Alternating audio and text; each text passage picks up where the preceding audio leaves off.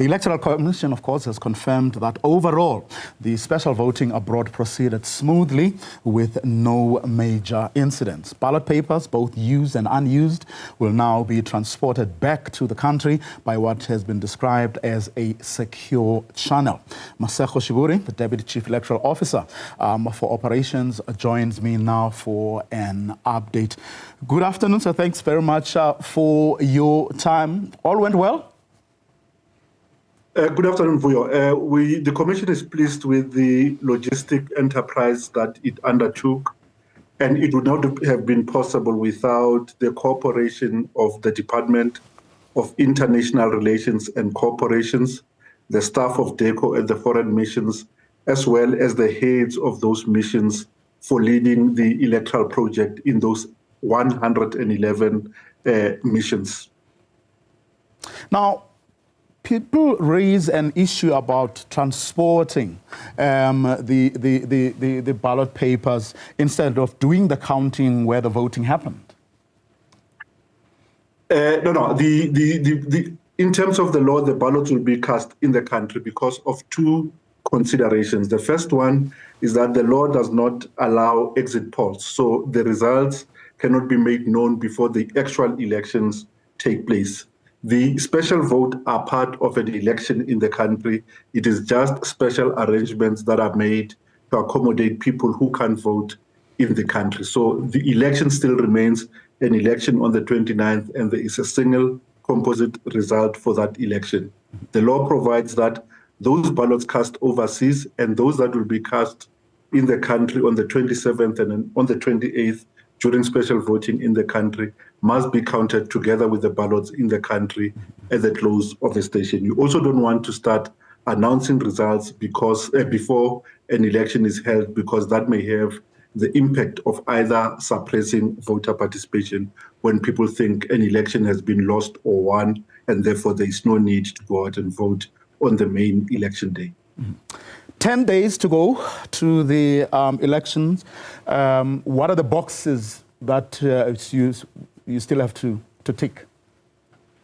The boxes that we still need to tick is that we finalize the training of 200,000 staff who will work in the 23,000 voting stations. We have closed the period for special votes application in the country. There are 1.7 million such approved special votes. Just under 600,000 of those are home visit. In other words, people who, because of a physical condition, can't come to a voting station. So we are busy making plans to set up teams so that they will have enough teams with the requisite materials to go visit those persons at their home addresses or places of confinement to enable them to vote. On the 27th and on the 28th, we will also open almost all our voting stations to enable citizens who've applied for special votes.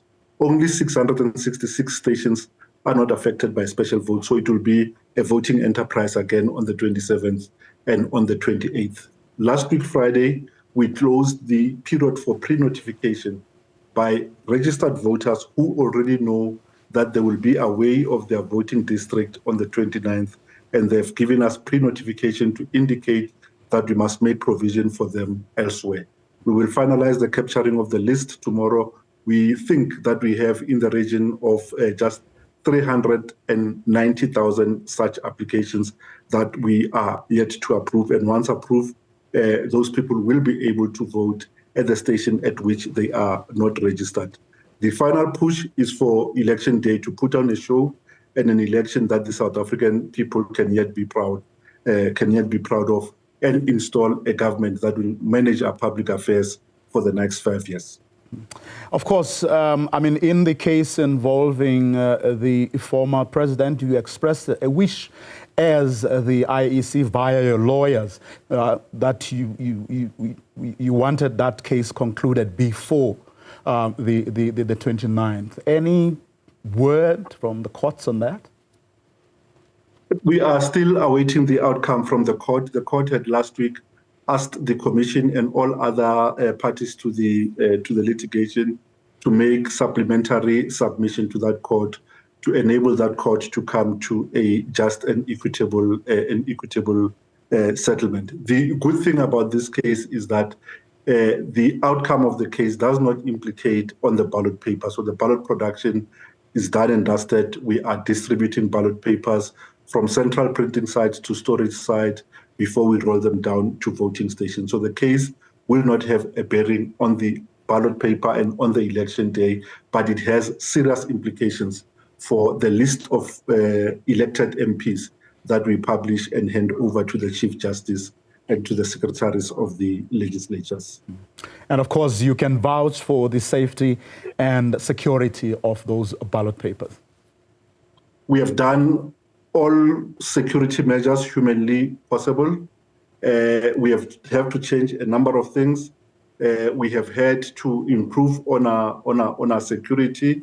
We are receiving assistance from the security apparatus in the country because on our own, we are unable to roll out security of that magnitude. So there's a combination of state security as well as privately sourced securities to ensure that on voting day, we can place at every voting station the requisite materials to enable South Africans to make their choice.